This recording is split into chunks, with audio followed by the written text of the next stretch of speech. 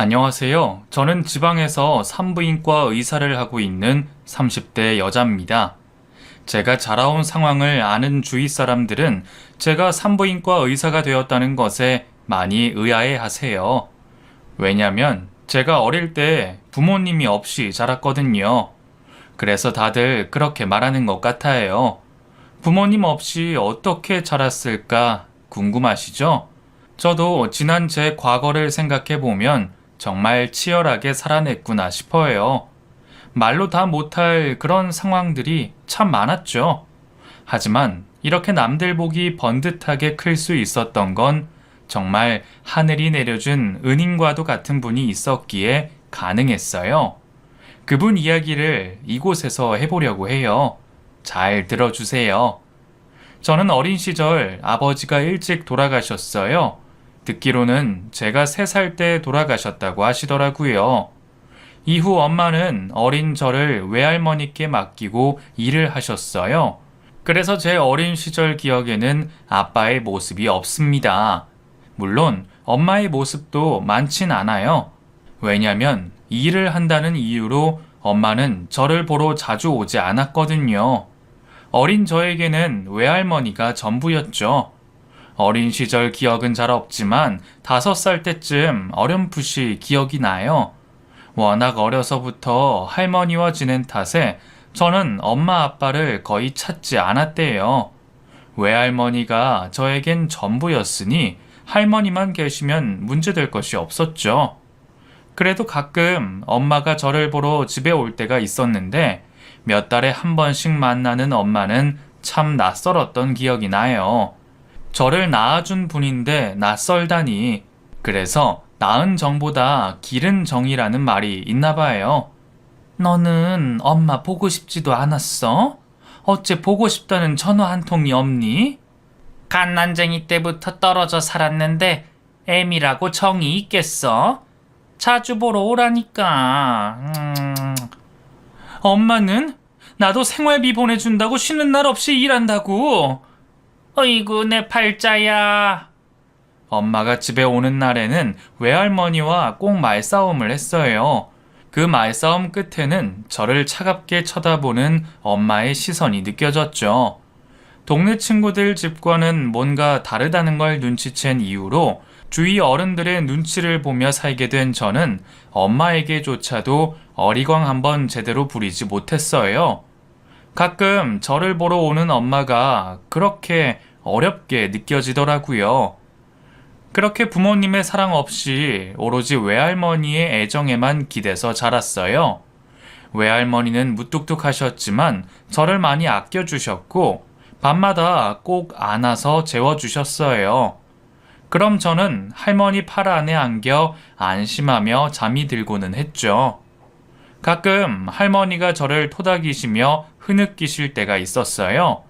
잠든 제가 깰까 숨죽여 우시는 소리에 슬며시 팔을 들어 눈물을 닦아드리면 아직도 안 자고 뭐하냐며 핀잔을 주시며 돌아 누우셨죠. 할머니가 남몰래 눈물 짓는 게 저 때문이라는 걸 어린 나이에도 알았습니다. 그래서 그 눈물이 슬프기도 했지만 뿌듯하기도 했었습니다. 나를 사랑하기에 흘리는 눈물이라는 걸 알아서 그 마음을 확인할 수 있어서 좋아했었어요. 부모에게 받지 못하는 결핍을 그런 식으로라도 채우고 싶었죠. 세상의 전부였던 외할머니, 그런 외할머니가 돌아가시게 되었어요. 제 나이 9살 때 일이죠. 할머니는 당뇨병이라는 지병을 갖고 계셨는데 그래서 늘 약을 달고 사셨어요. 가끔 정신이 없으셔서 약을 놓치실 때가 있어서 제가 그 약을 챙겨드리는 게 일이고요.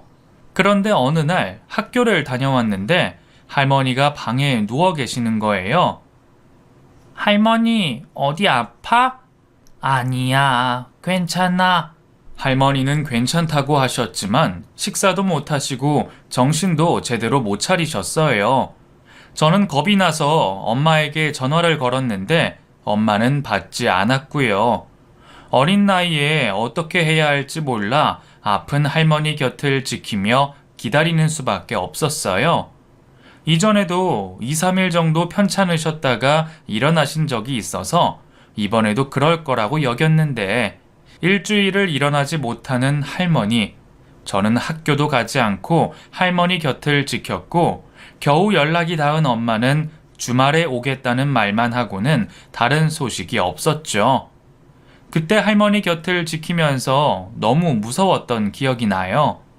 할머니는 누워서 일어나지도 못하셨고 깜깜한 밤이 되면 밖에 시커먼 사람들 가게 하라며 헛것을 보고 소리치실 때도 있었거든요. 병원에 가고 싶었지만 어린 나이에 어떻게 해야 할지 전혀 몰랐어요. 이웃과도 왕래가 없이 살았기에 주위에 도움을 청하지 못하고 얼른 할머니가 일어나시기만을 빌 수밖에 다른 수가 없었죠. 그렇게 엄마가 오기만을 기다리던 중 아침에 일어나 할머니를 불렀는데 대답이 없었어요.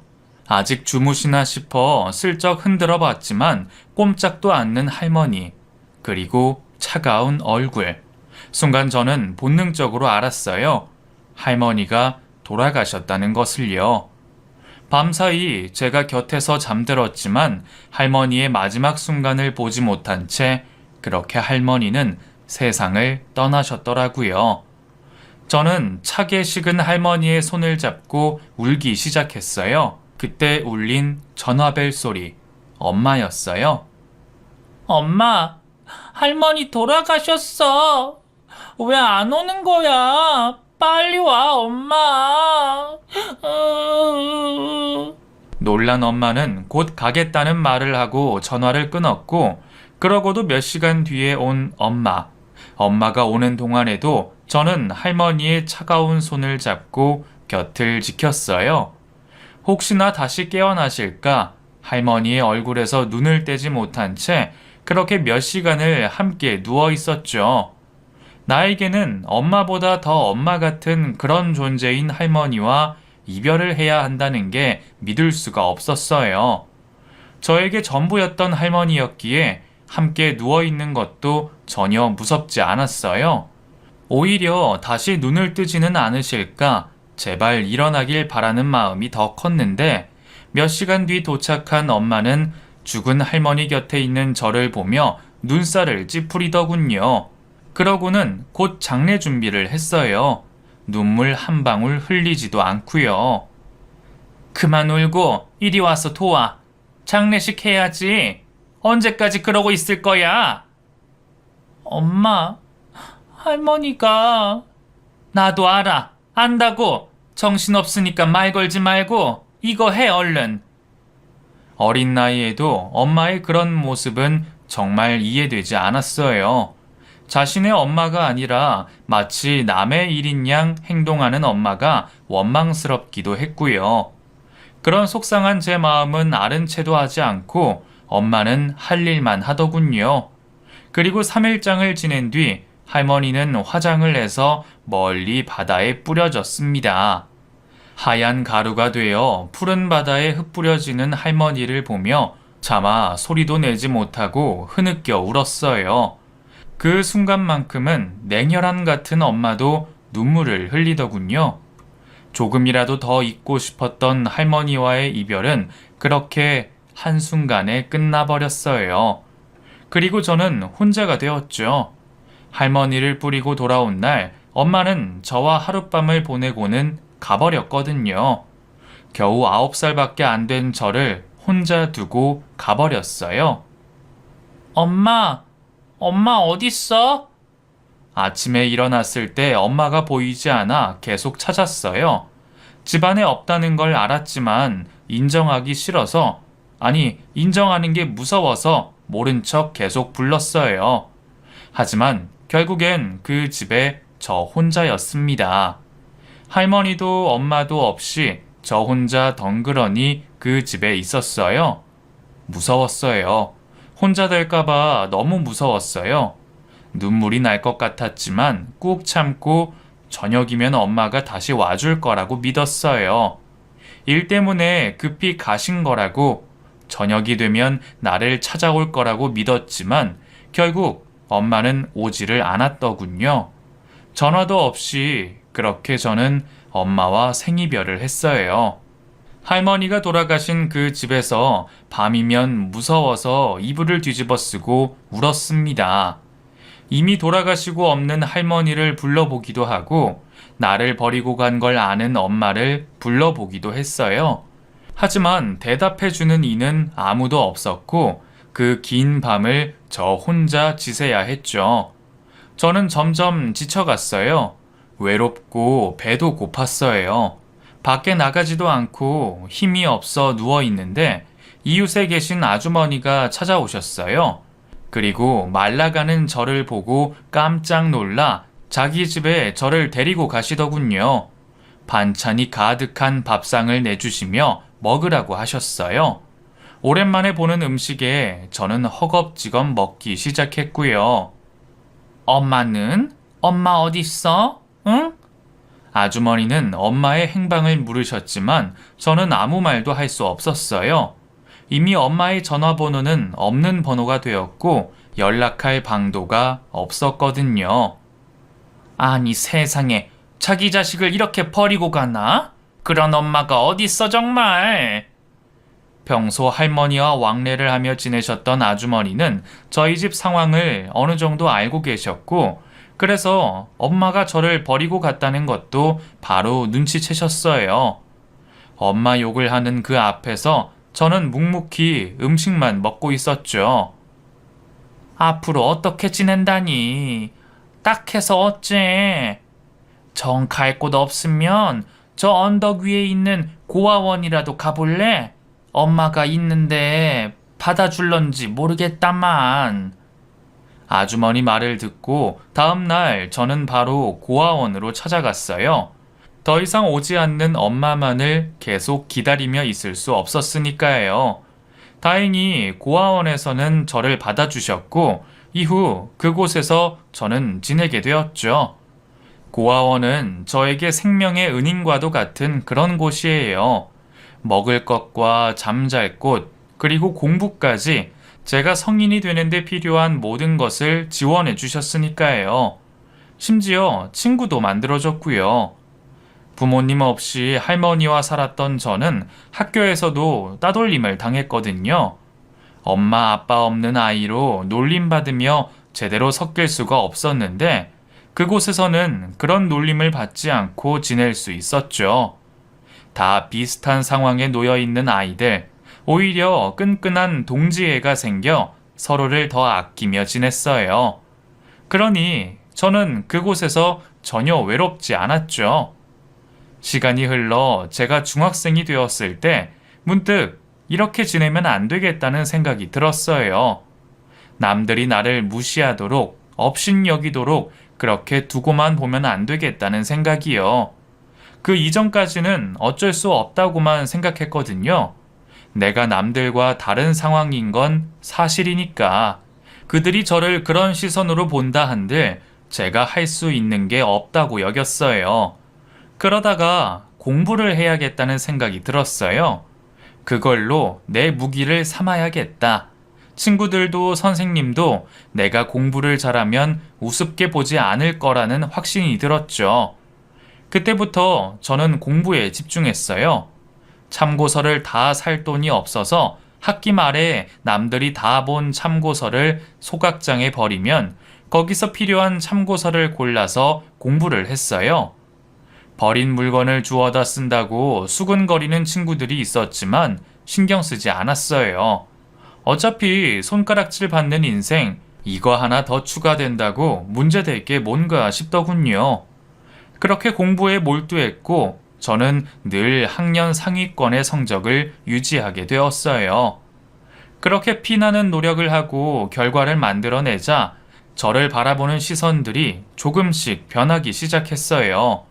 제일 먼저 선생님이 저를 대하시는 게 변했고 이후 친구들도 점점 변하더군요. 그런 변화들을 보면서 점점 공부에 집착하게 되었어요. 당연히 성적은 늘 상위권이었고 점점 성적에 제 모든 걸 걸게 되었어요. 어느 순간 공부는 저의 자존심이 되어 있더군요. 혜수야, 그 생각해둔 대학은 있니? 너 정도 성적이면 의대도 노려볼 만한데 그 선생님은 네가 의대 쪽으로 진학했으면 좋을 것 같다. 네 생각은 어떠니?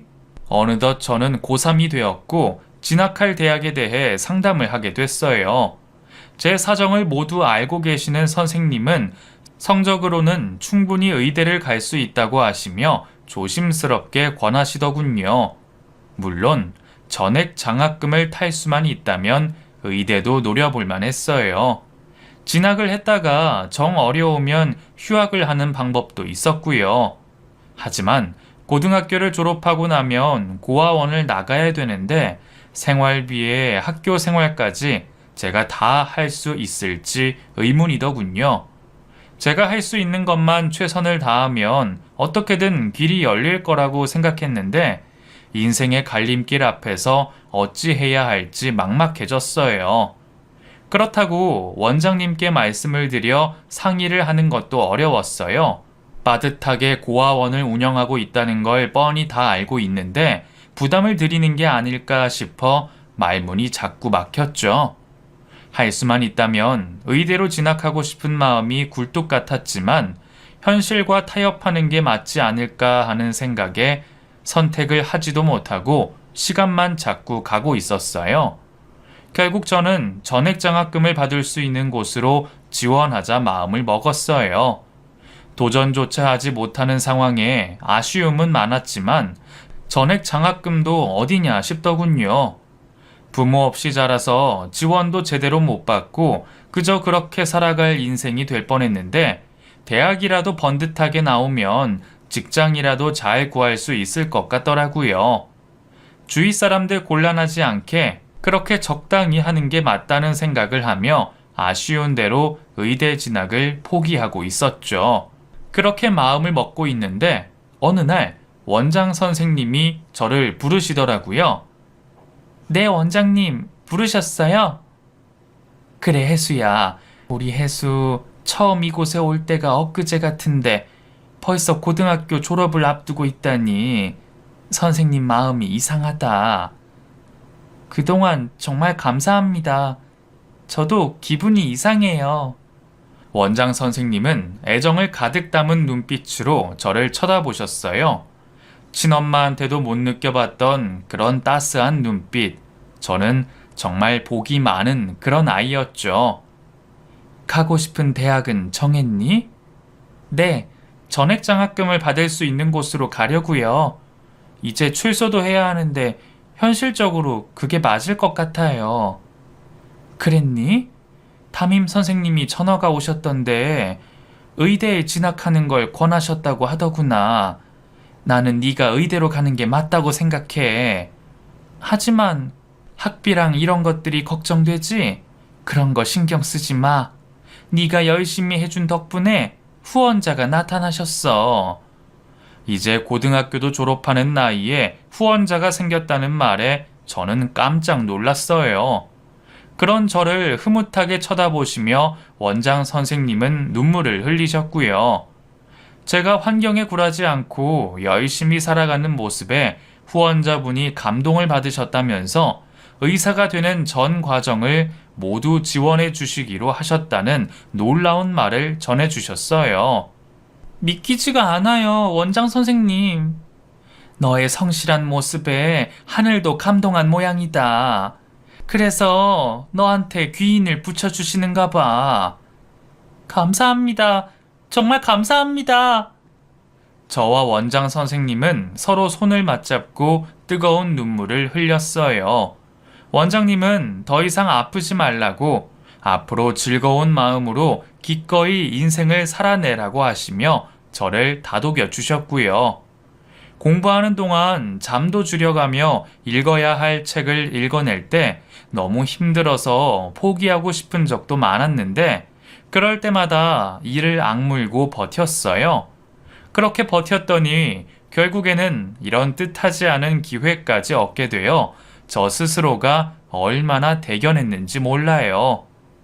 그 모든 것들을 내 것으로 하기 위해 마지막 수능 시험 준비에 전력 질주를 했고 저는 결국 의대에 합격하게 되었어요. 의대 합격이라는 반가운 소식과 함께 저의 유일한 보금자리였던 고아원을 출소하게 되었어요. 나이가 들어 입소를 해서 입양도 못 가고 끝까지 남아 결국엔 고등학교까지 졸업한 후에야 출소하게 된 고아원. 마지막 발걸음을 떼면서 정든 선생님들과 고아원 가족들과 작별의 시간을 가졌어요. 다들 웃고 있지만 눈에서는 눈물이 흐르고 있었죠. 원장 선생님은 마지막으로 제 손을 잡아주시면서 따뜻한 말을 남기셨어요. 혜수야, 너는 누가 뭐래도 소중한 아이야. 그러니까 절대로 희망을 버리면 안 된다. 알았지? 네, 선생님. 그동안 키워주셔서 감사합니다. 키워주셔서 감사합니다. 그렇게 마지막 인사를 하고 고아원을 떠났습니다. 나를 낳아준 엄마조차 버린 아이를 고아원은 조건 없이 받아줬고 저는 그곳에서 무사히 잘 자랄 수 있었어요. 물론 평범한 아이들처럼 살 수는 없었지만 모자람 없이 공부할 수 있었고 또 결국엔 좋은 후원자분까지 만나게 되었으니 저는 참 운이 좋은 아이였죠. 모두 고아원 덕분에 얻을 수 있었던 것이었어요. 나중에 제가 사회에서 자리를 잡으면 꼭 보답을 하리라 다짐을 하며 그곳을 떠나왔어요. 그리고 저만의 홀로 서기가 시작되었죠. 우선 살 곳을 먼저 구해야 했어요. 그래서 대학교 근처에 반지하 방을 하나 구했죠. 쿰쿰한 곰팡내가 나고 얼굴만한 창문이 전부였지만 오로지 저만의 공간이 생긴 것에 감사했어요. 우울한 생각은 하지 않기로 작정했기에 내가 가진 것에 집중을 했죠. 그리고 생활비와 학비에 보탤 아르바이트도 구하면서 앞으로 살아낼 제 학교 생활에 충실해 보기로 다짐도 했어요. 그렇게 시작된 학교 생활은 정말 정신이 하나도 없을 정도로 바빴습니다. 과목도 많고 해야 할 공부량도 엄청났어요. 거기에 아르바이트까지 정말 눈코 뜰 새가 없더라고요. 그렇게 학교 생활을 적응해가는 도중에 모르는 번호로 전화가 왔고 곧 그분이 저를 후원해 주시는 분이라는 걸 알게 됐어요. 저는 반가운 마음에 식사를 대접하겠다고 했습니다. 꼭 만나주세요. 제가 맛있는 식사를 대접하고 싶어요. 공부하는 학생이 무슨 돈이 있어서 나한테 밥을 산다고 그래? 저 아르바이트 해요. 그래서 충분히 사드릴 수 있어요. 어렵사리 만나게 된 후원자분께 맛있는 음식을 대접하고 싶었어요. 가진 돈은 얼마 없지만 그래도 제가 할 수 있는 선에서 최대한 비싼 한정식 집에서 후원자분을 처음 만났죠. 후원자분은 제 또래의 아버지뻘 정도 되시는 나이로 보이셨고 인상이 너무 좋으셔서 마음이 저절로 푸근해지는 얼굴이셨어요. 저 정말 만나 뵙고 싶었어요. 이렇게 먼저 연락을 주셔서 정말 고맙습니다. 나도 혜수양 얼굴을 보고 싶었어요. 사실 혜수양이 있는 고아원에 몇 번이나 찾아갔었는데 나 혼자 몰래 보고만 오고 그랬지. 의외의 말씀에 저는 깜짝 놀랐고 알고 봤더니 제가 중학생일 때부터 꾸준히 후원을 해주셨더라고요. 뒤늦게 알게 된 사실에 저는 더 많이 놀랐고 후원자분에 대한 신뢰가 더욱 커졌어요. 그날 그렇게 맛있게 식사를 하면서 이후 종종 같이 식사를 하며 만나게 되었습니다. 저는 그분을 키다리 아저씨라고 부르며 따랐고 자식이 없어서 마치 제가 딸 같다고 하시며 그분도 저를 받아주셨어요. 뒤늦게 없던 복이 한꺼번에 찾아오는 것 같더군요. 대한민국 하늘 아래 어딘가 살아있을 엄마의 존재. 하지만 어떻게 지내는지 얼굴도 못 보고 살아서 고아나 마찬가지인 저에게 돌아가신 아빠가 다시 찾아오신 것 같은 기분도 들었어요. 그만큼 저는 키다리 아저씨와 함께 보내는 시간이 편안하고 좋았어요. 어느 날 아저씨는 제가 반지하 월세방에서 지내는 걸 알게 되셨는데 여자 몸으로 너무 험한 곳에서 지낸다고 많이 놀라시더군요.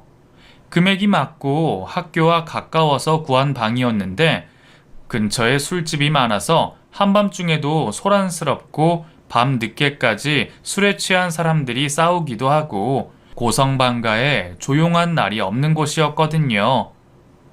이런 곳에서 공부가 되니? 괜찮아요. 지낼 곳이 있다는 것만도 너무 좋은데요. 괜찮다고 말하는데도 아저씨의 표정은 많이 어두우셨고 며칠 뒤 아저씨는 저에게 열쇠 하나를 주셨어요. 아저씨가 새로 구한 전세 원룸방 열쇠였죠. 안 돼요. 이런 거 저 받을 수 없어요. 받아도 돼. 그 어차피 전세라서 나중에 계약이 끝나면 내가 다시 돈 돌려받으면 돼. 그러니까 그 부담 없이 졸업할 때까지 여기서 지내도록 해. 저는 한사코 거절했지만 아저씨는 뜻을 굽히지 않으셨고 저는 그 집으로 이사를 하게 됩니다. 아저씨가 신경을 많이 써서 구한 집이라 깨끗하고 주변도 조용했어요. 너무 과한 걸 받은 것 같아서 불편했지만 한편으론 좋기도 했습니다. 아저씨가 정말 내 친아버지라면 얼마나 좋을까 혼자 상상도 많이 했어요. 자꾸 의지하면 안 된다는 걸 알면서도 어쩔 수 없이 자꾸 마음이 갔고 아저씨도 그런 저를 따뜻하게 받아주셨어요. 아저씨의 따뜻한 온정 속에 저는 의사가 되기 위한 공부에 집중하기로 했습니다. 아버지 같은 아저씨를 위해서라도 최대한 빨리 의사가 되고 싶었어요. 그것만이 제가 받은 것들에 보답하는 길이라고 여기며 밤낮을 가리지 않고 공부에 몰두했죠. 그렇게 노력한 결과 저는 당당하게 의사가 되었어요. 의사 자격증을 받던 날 아저씨는 저에게 커다란 꽃다발을 건네주시며 축하를 해주셨고 저는 마치 부모처럼 뒷바라지 해주신 아저씨가 너무 고마워서 눈물을 흘렸어요.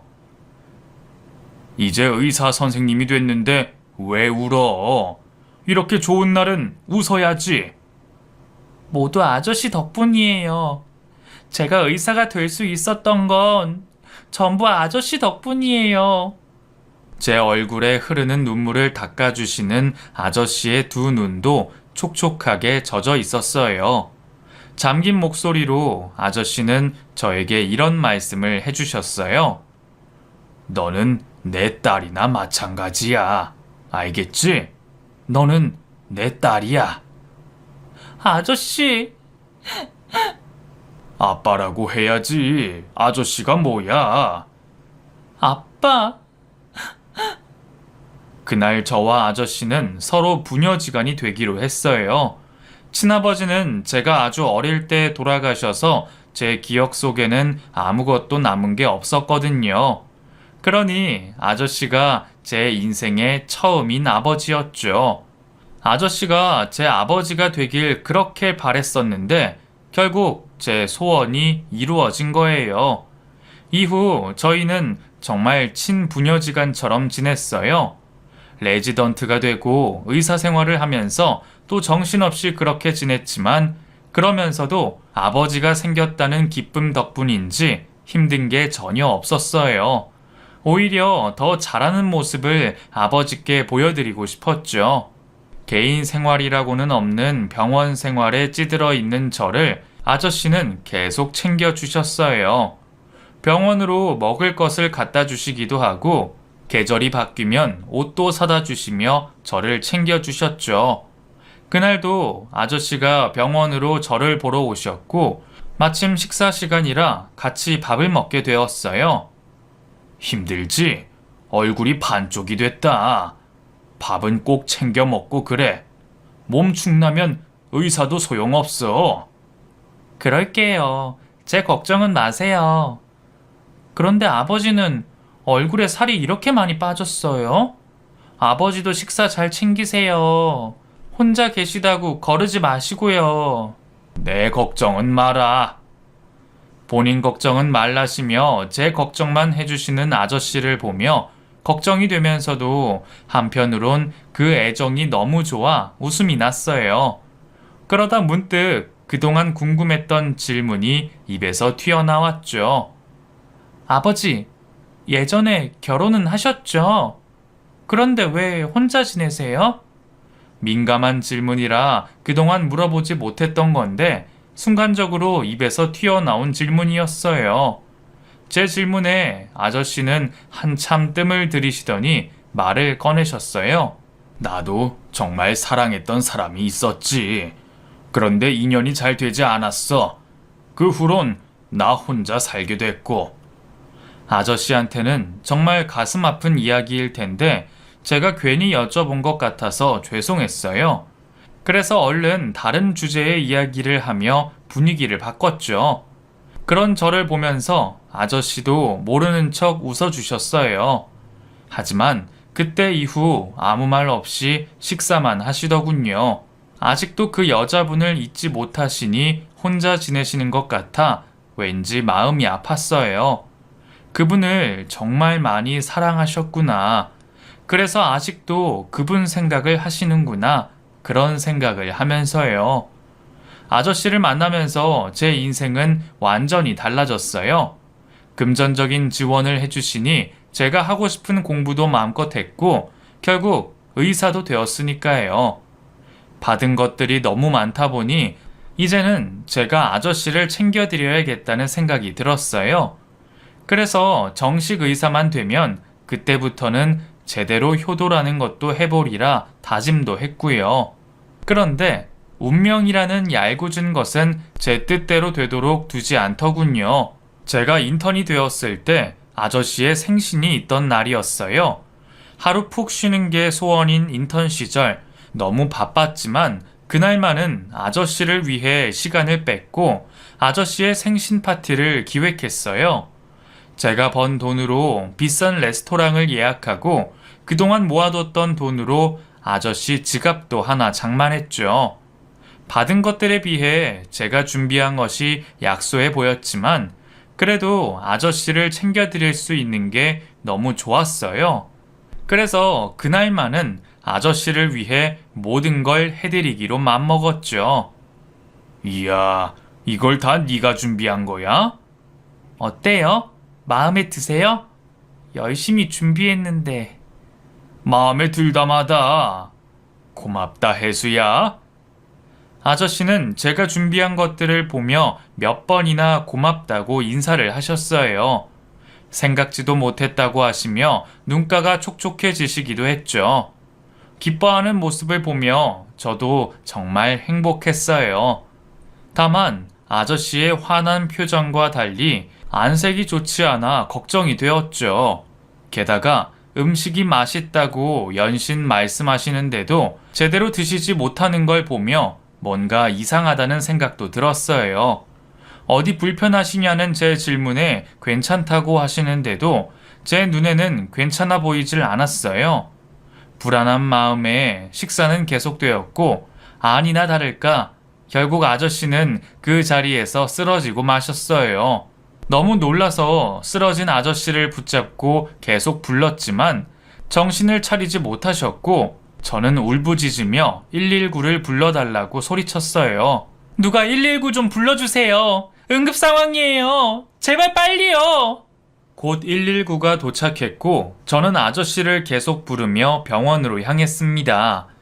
이대로 할머니처럼 갑작스럽게 떠나실까봐 너무 무서웠어요. 그래서 제가 의사인데도 아무런 응급조치도 할 수 없었죠. 그동안 공부하고 익힌 것들이 아버지나 마찬가지인 아저씨 앞에선 모두 무용지물이었어요. 제발 너무 늦지 않기만을 바라며 영원할 것 같은 시간이 지나 병원 응급실에 도착했어요. 이후 의사들이 아저씨를 데려갔고 그제야 후들거리는 몸을 간신히 의자에 앉힐 수 있었죠. 아저씨에게 응급조치가 치러지는 동안 의사들에게 맡기고 정신을 가다듬고 있는데 응급대원이 아저씨의 소지품을 저에게 건네주더군요. 아, 고맙습니다. 수고 많으셨어요. 따님이시죠? 많이 놀라셨을 텐데 이제 병원에 도착했으니 안심하십시오. 그렇게 소방대원과 인사를 나누고 아저씨의 물건을 받아들었어요. 핸드폰과 지갑 단 2개였는데 손에 쥐다가 반지갑이 벌어져 안에 끼워진 사진이 눈에 들어오더군요. 어린아이 사진인 것 같아 자세히 들여다봤어요. 그런데 뭔가 이상한 걸 발견했죠. 그 어린아이의 얼굴이 낯이 익은 겁니다. 가만히 들여다보니 그 아이는 바로 저의 어린 시절 모습이었어요. 너무 놀랐어요. 왜냐하면 할머니와 살면서 사진 같은 건 찍지 않아 유일하게 한 장 있는 사진이 어린 시절 사진이었는데 그 사진과 같은 사진이었거든요. 너무 놀라 저는 다이어리를 펼쳐 들었어요. 거기에 유일하게 한 장 남은 사진을 끼워 놓았거든요. 혹시나 제가 갖고 있던 걸 떨어뜨려서 아저씨가 갖고 계신 걸까 의심했지만 다이어리 속의 사진이 그대로 있더라고요.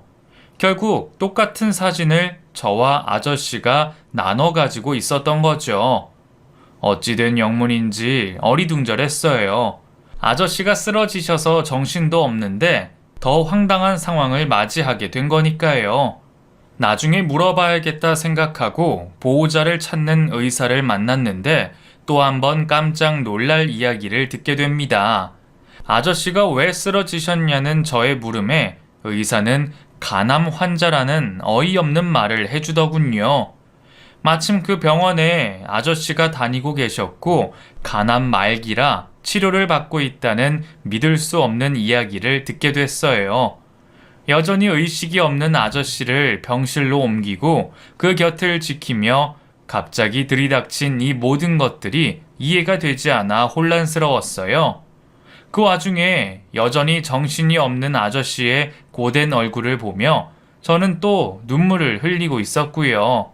결국 아저씨는 하루가 더 지나서야 정신을 차리셨어요. 눈을 뜨셨을 때 다행히 제가 곁에 있었는데 제 얼굴을 쳐다보시고는 걱정 말라며 또 웃으시는 아저씨였죠. 왜 말씀 안 하셨어요? 왜요? 알아버렸구나. 걱정하지 마. 나는 내 인생에 미련 없어. 이렇게 예쁜 딸도 가져봤고 해볼 것도 다 해보고 그러니 이제 세상 떠나도 괜찮다. 그래도 저한테 말하셨어야죠. 포기하지 마세요. 제가 무슨 수를 써서든 아버지 낫게 할게요. 눈물 범벅이 된 얼굴로 꼭 낫게 하겠다고 말하는 저를 아저씨는 웃으면서 쳐다볼 뿐이었어요. 그러시더니 소지품이 어디 있냐고 물으시더군요. 지갑 안에 소중한 게 있는데 잃어버리면 안 된다고 하시면서요. 저는 아버지께 소지품을 갖다 드리며 머뭇거렸어요. 제가 알게 된 사진 이야기, 그걸 물어봐도 될까 망설여졌어요. 왜 우물쭈물해? 할 말 있어? 저기 여쭤볼 게 있는데. 뭔데? 말해봐. 저는 궁금한 것을 더 참지 못하고 아저씨께 지갑 이야기를 물어봤어요. 저와 똑같은 사진을 갖고 계시는 게 어찌된 일인지 아무리 생각해봐도 답이 안 나오더라고요. 이제 겨우 정신이 드신 분을 붙들고 이렇게 꼬치꼬치 캐물어도 될까 싶었지만 어떤 예감이 있었던 걸까요? 그 순간을 참을 수가 없었어요. 제가 사진 이야기를 하는 동안 아저씨는 아무 말도 않으시고 가만히 제 얼굴을 보며 듣고만 계셨어요. 그리고 말이 끝나자 제 손을 잡으시며 말씀을 하셨죠. 너는 아무것도 모르고 이대로 살길 바랬는데 그것 또한 내 마음대로 해선 안 되는 일인가 보다. 제가 모르는 어떤 이야기가 있는데요? 저 알고 싶어요. 알려주세요. 아저씨는 또다시 망설이는 표정을 짓고는 이내 결심을 한 듯 말씀을 이어나가셨어요. 내가 결혼했다가 헤어진 여자가 있다고 했지? 그 사람이 바로 네 엄마다. 네? 저희 엄마요?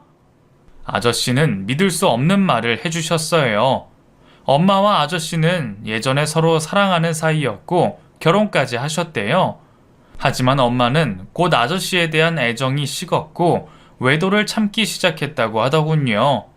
다른 남자를 만나는 걸 뻔히 알고 있었지만 헤어질 수 없어서 참아내셨는데 어느 날 엄마가 임신을 하게 됐고 아이의 아빠가 아저씨라는 말을 믿으셨대요. 약간의 의심은 있었지만 임신 후 가정에 집중하는 엄마의 모습을 보고는 속는 척 믿어주셨대요. 임신 기간이 지나 제가 태어났고 너무나 작고 예쁜 모습에 아저씨는 마음을 홀딱 빼앗기고 말았다고 하시더군요. 갓 태어난 네가 얼마나 예쁘고 사랑스러웠는지 모른다. 내 인생에 가장 잘한 일이었고 자랑스러운 일이었어. 그때를 회상하시는 아저씨의 눈가가 촉촉해지시더군요. 하지만 네 엄마는 끝내 나를 기만했더구나. 내 아이라고 철석같이 믿었는데 아니었어. 너는 내 아이가 아니었어. 결국 친자 검사까지 하게 된 상황에 아저씨는 자신의 아이가 아니라는 사실을 알게 됐고 배신감에 견딜 수가 없었다고 하셨어요. 그리고 제가 3살 무렵 엄마와 헤어졌고 이후 저는 외할머니 댁에서 자라게 된 거죠. 너를 보고 있을 수가 없어서 선택한 이혼이었어. 여전히 너는 나를 아빠라고 부르고 따랐지만 모든 걸 알고 난 뒤엔 너를 차마 안아줄 수가 없었다. 그게 사실이에요? 정말 그 모든 게 사실이에요? 가슴이 미어질 것 같았어요. 그래서 너무 아팠어요. 숨을 제대로 쉴 수조차 없었어요. 소리내 울지도 못하고 꺽꺽 숨을 들이켰죠. 아저씨의 두 눈에도 눈물이 흘러내렸고 한동안 저희는 말없이 감정을 진정시키는데 애를 써야 했습니다. 너랑 네 엄마와 헤어지고 나면 다시 원래대로 돌아올 거라고 생각했다. 하지만 그건 내 착각이었어. 네가 엄마 뱃속에서 날 때부터 내가 안고 키웠다. 분유도 이유식도 기저귀도 내 손으로 갈아입히고 그렇게 키운 너를 잊을 수가 없었어. 꿈에도 네가 보이고 맛있는 걸 먹을 때도 좋은 것을 봤을 때도 늘 너는 나랑 함께였어. 잊으려고 애를 썼지만 이미 너는 내게 많은 것을 남기고 갔기에 도저히 뿌리칠 수가 없었다. 저를 쳐다보는 아저씨의 눈빛이 애틋했어요. 저 또한 그동안 모르고 지냈던 이야기를 들으며 감정이 북받쳤죠. 이후 아저씨는 저를 다시 찾아야겠다는 생각에 엄마를 수소문했고 그 과정에서 제가 고아원에 들어갔다는 걸 아셨대요. 네 엄마는 정말 무서운 사람이야. 자기 말고는 남한테 사랑을 줄 수 없는 사람이야. 엄마가 버젓이 살아있는데 고아원에서 생활하고 있는 저를 보고 눈이 뒤집힐 것 같았다고 하셨어요. 하지만 제 앞에 자신있게 나서실 수 없어 후원자로 남으셨고 제가 잘하는데 공부하는데 모자람이 없도록 애쓰셨다고 하시더군요. 아저씨께 그 모든 이야기를 듣고 나서 감당할 수 없는 사실에 아무 생각도 할 수 없었어요. 그동안 할머니가 돌아가시고 세상에 혼자라고 생각했는데 이렇게 보이지 않는 곳에서 저를 그리워하고 계신 분이 있을 줄은 꿈에도 몰랐으니까요. 하지만 뒤늦게 만나 인연이 간암이라는 질병 때문에 또 이별을 앞두고 있으니 정말 기구한 인생이다는 생각이 들더군요. 어차피 나는 얼마 남지 않았어. 그래서 너한테 비밀로 하고 죽으려고 했다. 하지만 하늘의 뜻이 그러했는지 결국 네가 다 알게 되었구나. 네 엄마가 원망스럽더라도 미워하는 마음은 가지지 마라. 그렇게 해봤자 너만 힘들 뿐이야. 그냥 잊고 살아. 이 세상에 그래도 건강하게 낳아주었으니 그걸로 엄마 몫을 다 했다고 생각해. 나머지는 내가 너에게 주마. 아저씨는 자신이 죽고 나면 재산을 모두 저에게 넘기겠다고 하셨어요. 저는 펄쩍 뛰었고 있을 수 없는 일이라고 했죠. 내가 살던 아파트랑 5층 건물이 하나 있어. 내가 죽고 나면 그걸 다 처분해서 네가 원했던 삶 살아봐. 여행이 하고 싶으면 그렇게 하고 갖고 싶은 게 있었다면 그걸로 사. 그래도 돼. 알았지? 저 그런 거 다 필요 없어요. 그냥 아저씨만, 아니, 아빠만 있으면 돼요. 그러니까 그런 말 마세요. 저는 아빠의 품에 안겨서 어린애처럼 울었어요. 피가 한 방울도 섞이지 않았지만 세상 어느 아버지보다도 더 아버지다운 그런 분이셨죠. 제발 이제야 만나게 된 내 아버지와 오래오래 함께 할 수 있기를, 그것만이 내가 바라는 거라고 빌고 또 빌었어요. 누구에게 비는지도 모르고 세상에 있는 모든 신들에게 그렇게 빌었어요. 제발 내 아빠를 뺏어가지 말아달라고요. 하지만 사람의 명을 제가 어찌할 수 있는 게 아니잖아요. 결국 아버지는 3개월 뒤 세상을 떠나셨고, 세상에서 제가 제일 사랑하는 사람 2명이 모두 제 곁을 떠나버렸어요. 죽은 뒤 화장을 해달라는 아저씨의 유언대로 저는 할머니 때처럼 하얀 가루가 된 아버지를 푸른 바다에 뿌렸습니다. 바람을 타고 저 멀리 퍼지는 아버지를 보며 저 세상에서는 자유롭고 행복하게 사시라고 빌어드렸어요. 아직은 온기가 남은 하얀 가루를 만지며 아버지의 따뜻한 사랑을 마지막으로 느끼는 것 같은 착각이 들더군요. 그 사랑이 얼마나 대단했었는가를 알기에 더 이상 외롭지 않았어요. 대가 없이 주신 사랑을 늦게라도 알았으니 정말 열심히 살아야겠다 다짐하며 그렇게 아버지와 마지막 인사를 했습니다. 그 후 저는 전문의가 되어서 열심히 살고 있어요. 환자들을 볼 때마다 아버지를 치료하는 마음으로 그렇게 진심을 다해 진료를 하고 있죠. 그래서인지 환자분들이 정이 정말 많으세요. 한번 저에게 진료를 보셨던 분들은 또 저를 찾아오실 만큼요. 그래서 더 이상 저는 외롭지 않습니다. 제 이야기는 여기까지예요. 끝까지 들어주셔서 감사합니다. 더운 날 건강 조심하세요.